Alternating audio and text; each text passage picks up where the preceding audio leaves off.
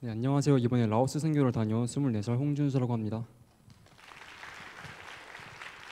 먼저 이 자리에 서게 해주신 하나님께 모든 감사와 영광을 돌립니다. 이 시간 선교 때 하나님이 저에게 주신 은혜를 나누고자 합니다. 선교에 가기 전 저의 모습은 많이 방황하고 공허한 삶을 살고 있었습니다. 학업 생활에 지쳐 말씀과 기도를 점점 멀리하고 세상의 것에서 공허함을 채우려 했지만 잠깐의 즐거움만 채워질 뿐 공허함은 여전했습니다. 그렇게 하루하루를 공허함 속에 살아가고 있었고 어느덧 종강이 다가올 때쯤 청년부에 다니는 친구가 선교를 같이 가자고 제안을 했습니다. 처음에 돈이 아깝다는 생각이 들어서 거절을 했습니다. 그러나 그 후에도 계속 제안을 해왔고 늦은 시간에도 전화까지 하면서 선교를 가자고 제안하는 상황에 못 이겨 케냐 선교팀에 들어가게 되었습니다. 그러나 다음 날 마음에도 없는 선교에 가는 것에 불편함을 느껴 케냐 선교팀에서 다시 나왔습니다. 그 후 기도해보라는 말을 마지막으로 그 친구의 선교 제안은 더 이상 없었습니다. 그리고 며칠 뒤 이번엔 저희 엄마가 선교에 가라고 제안을 했습니다. 일주일 동안 그 제안에 시달리다가 집에서 무릎을 꿇고 선교에 대한 확신을 달라는 내용의 기도를 했습니다. 1분도 안 되는 짧은 기도였지만 진심으로 기도했습니다. 다음날 교회를 안 다니시는 저희 아버지께서 갑자기 저에게 선교를 가라고 하셨습니다. 그 순간 저는 하나님의 음성임을 느꼈고 선교 신청을 해야 된다는 믿음이 생겼습니다. 그래서 들어갔다 나왔던 케냐 선교팀에 다시 신청을 하려 했으나 제가 들어나간 사이에 이미 자리가 다 차버렸고 안절부절 못하고 있던 중에 자리가 남아있는 팀이 있다는 얘기를 들었습니다. 벅찬 마음을 갖고 어떤 팀인지 알아보니까 라오스 선교팀이었고 그렇게 라오스 선교팀에 들어가게 되었습니다. 라오스 선교팀에 들어가고 준비 기간 동안 새벽을 깨우는 건 쉽지 않았습니다. 새벽 교회를 가면서 모임을 하는 도중에 집에 빨리 가고 싶고 놀고 싶다는 생각이 들었습니다. 그러다 내가 만약에 이 모임에 안 나왔으면 지금 이 시간에 뭐 하고 있었을까라는 생각을 해보니 감사한 마음이 들었습니다. 아마도 게으른 삶을 살고 있을까 하는 생각이 드네요. 그렇게 감사한 마음으로 준비 기간을 지키고 라오스로 가게 되었습니다. 더위를 굉장히 싫어했던 저는 라오스에 도착하자마자 집에 가고 싶다는 생각이 들었습니다. 남들에게 티는 안 냈지만 시작부터 짜증, 불평이 상태로 선교가 시작되었고 이러다 은혜를 못 받으면 어떡하지라는 불안한 마음이 들었습니다. 여러 사역들을 하나하나씩 마치고 남겐 마을이라는 오지 마을에 가기 위해 기차를 탔습니다. 가는 기차에서 잠이 안 와서 성경을 읽었습니다. 전부터 출애굽기를 읽고 싶었던 마음이 있어서 출애굽기를 읽던 중에 사장 10에서 12절 말씀이 눈에 들어왔습니다. 모세가 여호와께 아뢰되 오 주여 나는 본래 말을 잘하지 못하는 자니이다. 주께서 주의 종에게 명령하신 후에도 역시 그러하니 나는 입이 뻣뻣하고 혀가 둔한 자니이다.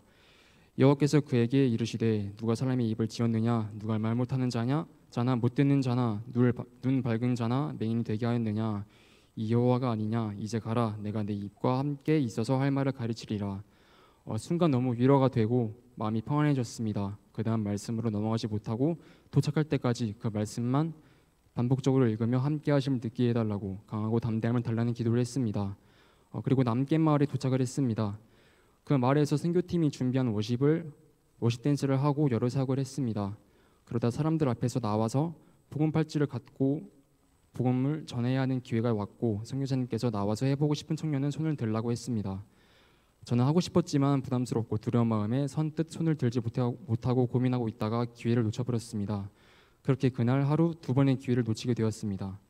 숙소로 돌아가는 내내 마음이 불편했습니다. 강하고 담대함을 달라는 기도를 했지만 왜 안 주셨을까 하는 하나님에 대한 원망과 동시에 회개를 하면서 숙소로 돌아갔습니다. 그리고 다음날 오지마을에 사역을 하러 가면서 이번에는 꼭 손을 들고 해야지라는 굳은 결심을 했습니다. 그리고 그 마을에서 다시 한번 기회가 찾아왔습니다. 저는 잠깐 망설이다가 손을 들었습니다. 그런데 다른 팀원이 저와 동시에 들었고 가위바위보를 해서 이기는 사람이 앞에 나와서 복음을 전하기로 했습니다. 결국 가위바위보에서 저버렸고 저는 구석탱이에서 혼자 낙심하고 있었습니다. 그러다 갑자기 선교사님께서 앞에 나와서 간증을 할 청년은 손을 들라고 하셨습니다. 저는 순간 당황했고 저 자리에도 서고 싶다는 생각이 들었지만 간증은 미처 생각한 부분이 아니어서 고민하고 있던 찰나에 갑자기 선교사님께서 저를 지목하시더니 얼떨결에 제가 간증을 하게 되었습니다.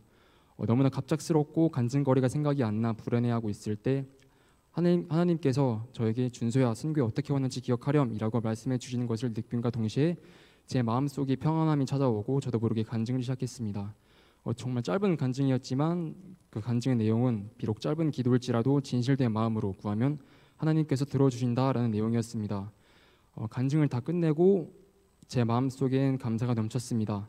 하나님께서 저의 마음을 아시고 자리를 만들어 주셨고 인도해 주심에 감사할 수밖에 없었습니다. 그렇게 힘과 온기를 얻은 저는 하나님께서 알아서 해주신다라는 마음으로 사역에 임했습니다. 그리고 4명의 팀원과 1명의 현지 제자와 한 조를 구성해서 각 조별로 여러 오지 마을에 흩어져서 복음을 전해야 하는 사역이 있었습니다. 처음에는 하나님 알아서 해주시겠지라는 생각이 들었지만 가면 갈수록 떨어지는 다른 조들을 보면서 점점 겁에 질리기 시작했습니다. 그 전에 했던 사역들은 팀원들이 다 같이 하는 사역이었지만 이번 사역은 팀원들과 서로 떨어지고 선교사님조차 없이 하는 사역이어서 그런지 더 두렵고 떨렸습니다.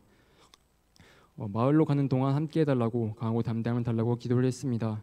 그리고 제가 속한 조가 가야 할 마을에 도착했고 트럭에서 내린 뒤 복음을 전하기 전에 다 같이 모여 짧은 기도를 했습니다. 그 기도 덕분에 조금이나마 안심이 되었지만 두려운 마음은 여전했습니다. 그렇게 마을에 들어가자마자 보이는 집 문 앞에서 쉬고 계시는 자매분이 눈에 들어왔습니다. 순간 저분한테 먼저 복음을 전해야지라는 생각이 들었고 마침 조장이었던 제가 먼저 가자고 말했습니다. 그 집까지 가는 짧은 순간 동안 근데 누가 먼저 복음을 전하지라는 생각이 들었고 결국 제가 먼저 복음을 전하게 되었습니다. 떨리는 마음으로 복음을 전했고 다 전한 뒤 신기하게도 제 마음속에 두려움은 사라졌습니다. 그때 하나님께서 저에게 믿음은 바라는 게 아니라 행동하는 것이라는 걸 깨닫게 해주셨고 그 전에 바라기만 했던 저의 모습이 떠올라서 하나님께 너무 죄송한 마음이 들었습니다. 그렇게 계속해서 복음을 전하고 돌아가는 트럭에 앉아서 점점 멀어지는 마을을 보면서 열심히 복음을 전했지만 잘 전해졌을까 하는 불안함, 그리고 저 마을에 교회가 세워지길 바라는 간절함 등 여러 가지 감정이 교체했습니다.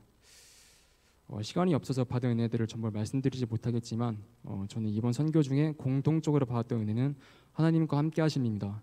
저는 사역하는 동안 계속 주님과 함께 하심을 느꼈고 선교 전에는 내가 했다고 말했다면 그분과 함께 하심을 느낀 후 저도 모르게 제 입에서 하나님이 함께 해주셨다고 제 지인들에게 고백을 하는 삶의 작은 변화가 일어났습니다.